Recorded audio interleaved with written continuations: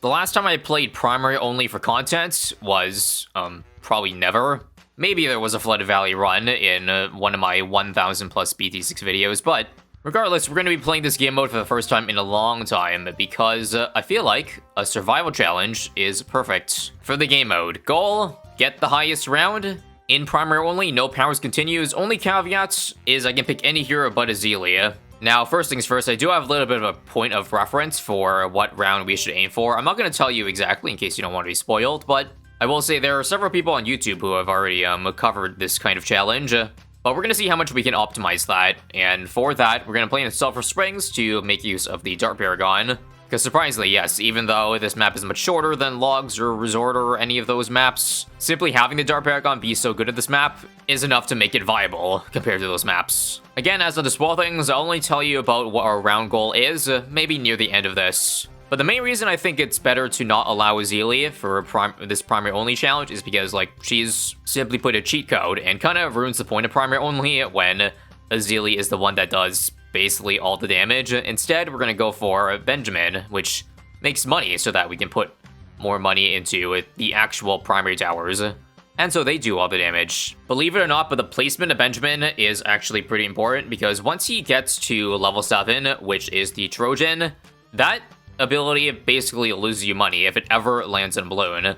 Because Trojan prevents children from spawning, just like in real life, and you don't want that, otherwise you don't get the money from the children. And because Trojan's blocked by line of sight now, basically, it can't see over this giant magma pool, so therefore only once the balloons loop around and get to where the Juggernaut is where Benjamin loses money. So to maximize the amount of money we make in this run, Trojan might have landed there, but I think if it was only a yellow, it's not a big deal. But yeah, there's gonna be some strategy even before getting to the highest round, which I would say is pretty cool. And I think that's what separates primary only as being an interesting challenge compared to, say, magic only or military only. And that's that none of these towers here, aside from the hero, can generate extra income. Because if you're able to, like, generate infinite income, then it'd be pretty lame. You just simply save up for the max degree paragon and get literally anything money can buy.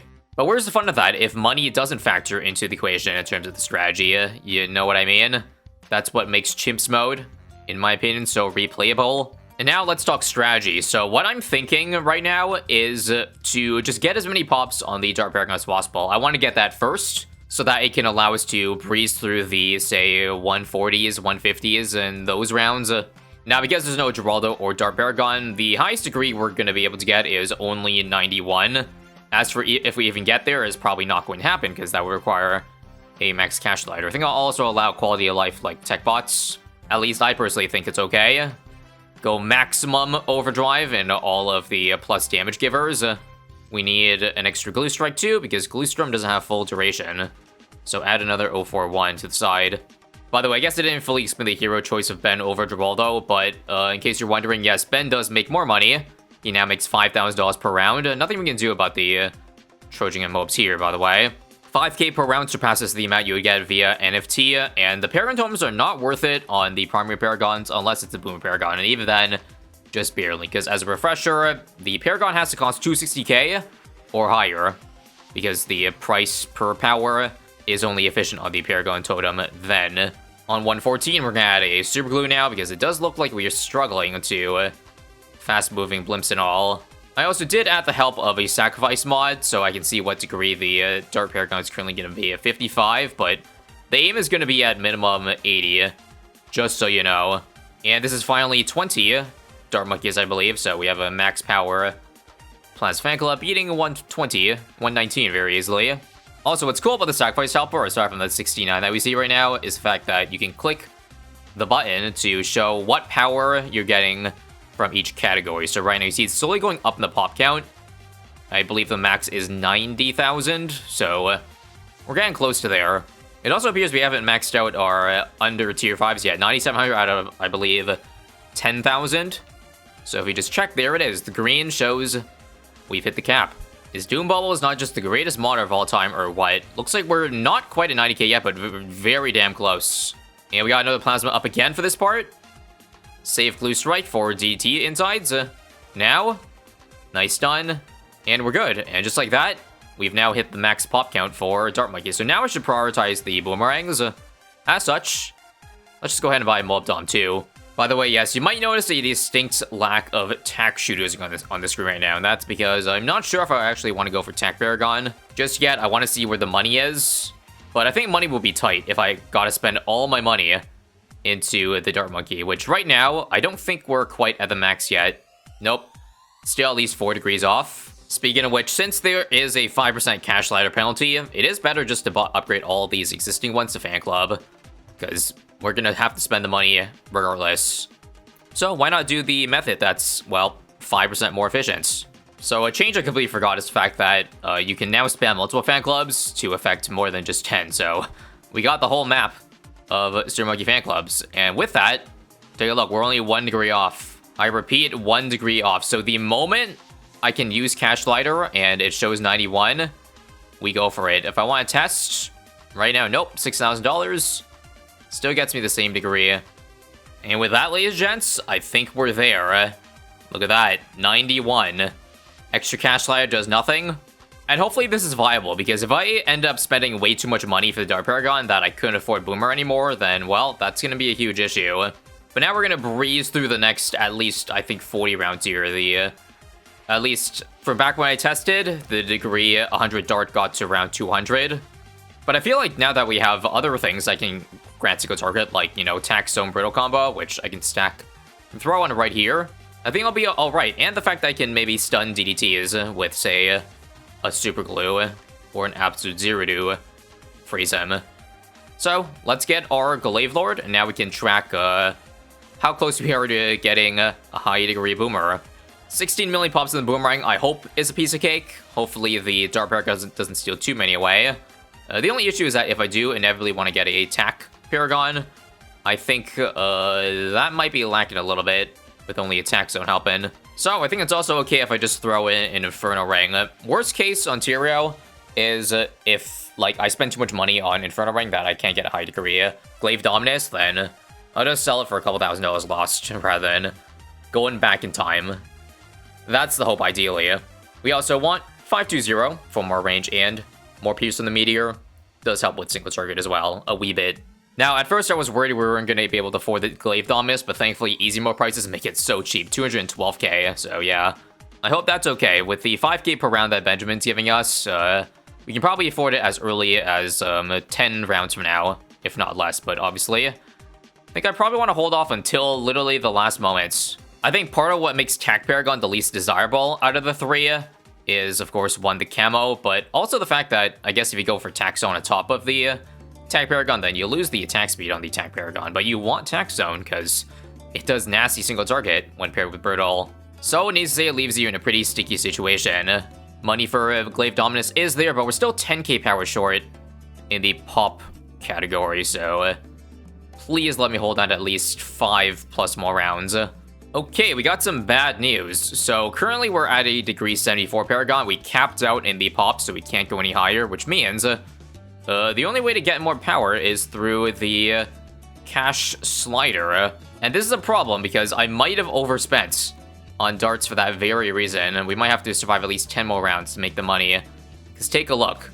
It only goes to 76 right now. And I think I need at least degree 80 if I want a fighting chance. Hold on to your butts, I guess, because this is going to be a tight one. Now for round 200, surely with the added Tack Zone and everything else, it should counteract the fact we don't have a degree 100 Dart Paragon. If not, then GG, no re. Oh no. I think we need Boom Paragon this round, guys. That's not a good look. That's not a good look. So let's see, if I sold this and this, how much would I be up to? 79, okay. Now, what if I use that money on spending the 5% more efficient turbocharges? Don't mind me using another Doom Bubbles mod to make spamming them easier. How about now? Still 79 with the efficiency. I'm gonna become the Joker. Sell Glue Strike? Are we there now? No. Okay, this hurts so bad, but sell Glue Storm? Because I guess we may not need +2, and there it is. 80 is there. We need every single penny here, so we're gonna spend the absolute minimum. 25.09, $10 increments to just barely squeeze it out. Let's see the difference now. And now, since obviously Tech Paragon is never going to be afforded, we should make sure to spend the 5k per round very wisely. I'm probably looking at stuff that slows DDTs down, like maybe Absolute Zero. Snowstorm actually is a bit cheaper, but you see it. Boomerang actually didn't make as big a difference as I thought, but ultimately, it's still enough to hold the fort down. And now is where I tell you my goal. In terms of YouTube, the highest I could find was round 222 by Mackin not too long ago, without Azalea. However, there were some people in the comments saying they could get higher than that round, with, say, Benjamin or a different map. But no specific round on Sulphur Springs aside from above 222, so make of that what you will, but I think that means our goal should be about the mid-220s. If we get to that point or higher, safe to say, I think we did a pretty decent job. Now we get back our Glue Storm to help for the attack zone. And we're going to go for a mix of utility and single target now. What I'm going to start off with is a Snowstorm, because you see it's so tight. Those bad insides look like they're going to leak any second now. So watch here, 207. Yep, I needed Snowstorm there. Alright, another round where it's very, very, very tight. I also realized I probably should have put my Snowstorm over here instead. Reason being so that I could just build another platform to put more stuff in the middle here, as you see. So we'll go up to 3 of them now, and I personally will put in that pond a Dart Monkey army again. I think it's better to put the overdrives on the outskirts, so that, you know, they're limited range, so they need it more than the Dart Monkeys do. But we should get back a Dart Monkey fan club, not Plasma, obviously, as not to lose the buff. So how is our plan coming along so far? I do feel like it's making a difference, because see, 213 is still being defended, albeit it's actually getting closer and closer to the end. Come on. Oh, God. Oh, my God. How did I survive that? I guess the Benjamin lives came in clutch. All right, how are we feeling about getting back our super glue? And now with that, bads are getting so far that I think we need help. And I'm going to add Elim because I realize we're kind of out of good tack spots. So this ability is probably the best I can get. Not gonna lie. What have we come down to now? Now I don't have to use Snowstorm, I don't think, for the balloons. God, the second bad is so gonna be killing us. Nope. I feel like what round you get to really comes down to luck, because that's what the rounds are past 140. If you see an unlucky chain of, you know, fortified bads, then, well, you're cooked pretty much. Let's get our Elim now. And after beating this F-bad here, we will at least have made it to 222. Very, very nice. I'm honestly unsure what to spend my 40k on. Maybe I could have... If I wanted to squeeze a high round out, would it be more worth it to maybe shave 3 degrees off the Dart Paragon to maybe save tens of thousands to get Tack Paragon? That is an interesting thought, and I think I'm cooked. 3 F-bads this round. What on God's green earth have they given us for this one? Yeah, I don't know how we're gonna do this, guys. Especially when the first one already got to the exit. GG. GG. Well, I guess we just gotta spend all our money this round, so... bought some overdrives, fan clubs, and whatnot, but that's about all I can add. I feel like. So, come on. It's gonna pop right about now. 1 of 3. 2 of 3, right about now. Okay, last one. 20% left. Come on, come on, come on, come on. I just gotta freeze at the last possible moments. Nope. Alright, here's what I think we can do. Let's set some of these towers to last, because that is the bad that needs the most help. So Boomer Paragon last, and so the other one as well. This does make number 2 the most vulnerable, but that's my best shot, I think. 2 pop now. Yep, froze. And 3. And 3. Now. Oh my god, I had it. Come on, come on, come on, come on, come on, come on. I can't react fast enough. Okay, I think I got it down now. Basically, Elim. We're gonna add tack shooters in these spots here, and watch this. Let's set the dart to last, because remember, the first bad, not a problem. So we're gonna have those shots go there instead. Set this to last as well. And here we go. Get ready. Number 1 will pop a little bit later, but we're still okay. Come on, number 2. Oh, that's perfect. This being in range keeps the Dart Monkey attacking, and... Holy crap, we survived. 175. This is it. And the 3 presses allow us to knock back the ZMGs indefinitely. Nice. I won't lie, that got a little scary for a second. But I'm glad we made it out. And as long as there's no rounds with 3 bads in a row, we should be in the clear. Alright, I think we're cooked. That's 3 again. And the scaling only went higher, so I think this is the end of the line. We can very well try. Wait a minute, I'm alive still. Weird. I didn't expect to get this far. Yeah, this is kind of strange. Only 3 extra rounds. 30k seems doable. Best I can do, to be honest, is add several more fan clubs and Dart Monkeys. We don't really have much choice. And again, utilize the Dart Monkey on last trick for a wee bit. 1, 2. Strong, strong. This has to keep attacking. This has to keep attacking. Nice, thank you, ZMGs. And 3. Now. Nice, it worked. Just don't die to the balloons now, because there's a chance. But I can't believe we just got away with robbery again. Holy crap. Somehow, some way, 225 has also been beaten. 3 bads again, this will be fun. 1, 2, and 3 now. So hard to time it. Please, I just want this to work once. 1 and 2. Oh, this is good. It's attacking constantly. And 3. Clean. Clean AF, y'all. Clean AF. Clean AF. Now just don't pop this. This part's kind of scary, but thankfully mob shoves knock them all the way back for us. So that's good. What a ridiculous battle we have going on against us and the F-Bads. Now, I think we're cooked this round, so I'm just gonna go for an Inferno Ring straight up. Since we've run out of, like, good overdrive spots or any towers, I think the Inferno Meteors are actually worth it again. Alright, come on, I-Ring, and you 33k damage. 1, 2. Oh yeah, this run's easier. And 3. Clean. Okay, not leaking to the ZMGs took 5 billion years, but there it is. 230. I think the highest recorded primer only. No Azalea. Anyway, we might actually tie to a single BAD. Because the issue with a single BAD, well, there is no other balloons for this thing to keep attacking from, so... Wow, I can't believe we're cooked this round.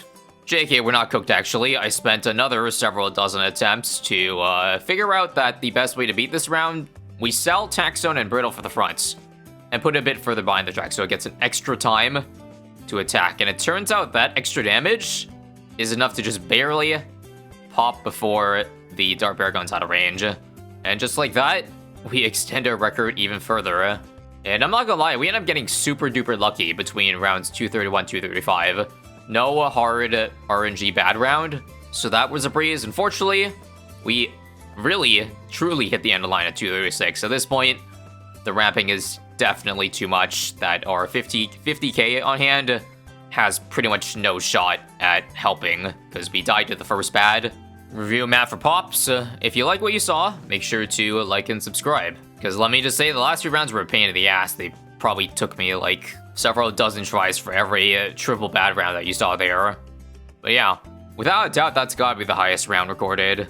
If you think there's another combo of towers that can best this round, then I encourage you to give it a shot as well.